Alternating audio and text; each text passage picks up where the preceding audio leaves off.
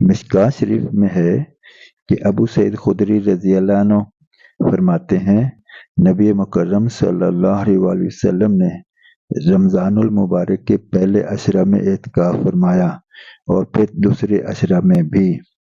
پھر ترکی خیمہ سے جس میں اعتکاف فرما رہے تھے باہر سر نکال کر ارشاد فرمایا کہ میں نے پہلے عشرے کا اعتکاف شب قدر کی تلاش اور اہتمام کی وجہ سے کیا تھا، پھر اسی کی وجہ سے دوسرے عشرہ میں بھی اعتکاف کیا۔ پھر مجھے کسی بتلانے والے یعنی فرشتہ نے بتلایا کہ وہ رات آخر عشرہ میں ہے، لہذا جو لوگ میرے ساتھ اعتکاف کر رہے ہیں وہ آخر عشرہ کا بھی اعتکاف کریں۔ مجھے یہ رات دکھلا دی گئی، پھر بلا دی گئی تھی۔ اس کی علامت یہ ہے کہ میں نے اپنے آپ کو اس رات کے بعد کی صبح میں کیچڑ میں سجدہ کرتے دیکھا، لہذا اب اس کو آخر عشرہ کی طاق راتوں میں تلاش کرو۔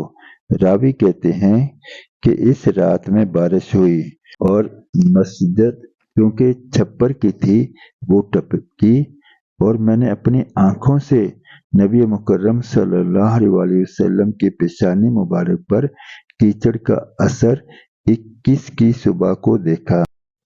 مظاہر حق میں لکھا ہے کہ لیلۃ القدر میں ملائکہ کی پیدائش ہوئی اور اسی رات میں آدم علیہ السلام کا مادہ جمع ہونا شروع ہوا۔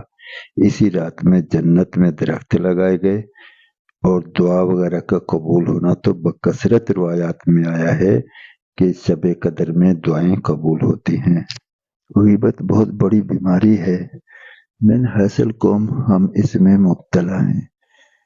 اتنی بڑی بیماری کہ اس سے روحانی طور پر ساری ترقیاں زیرو ہو جاتی ہیں، بلکہ انسان روحانی طور پر انتہائی خسارے میں جا پڑتا ہے۔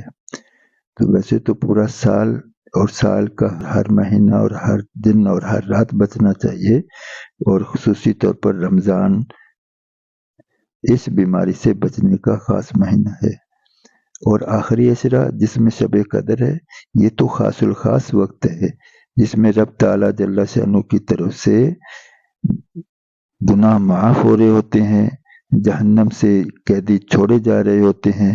اگر کوئی اس وقت غیبت میں مبتلا ہو تو اللہ بچائے اس کا کیا حال ہوگا۔ اسی سلسلے میں ایک حدیث بھی نقل کی جاتی ہے۔ نبی مکرم صلی اللہ علیہ وآلہ وسلم سے کسی نے دریافت کیا کہ غیبت کیا چیز ہے؟ آپ صلی اللہ علیہ وآلہ وسلم نے فرمایا کہ کسی کی پس پشت ایسی بات کرنی جو اسے ناگوار ہو۔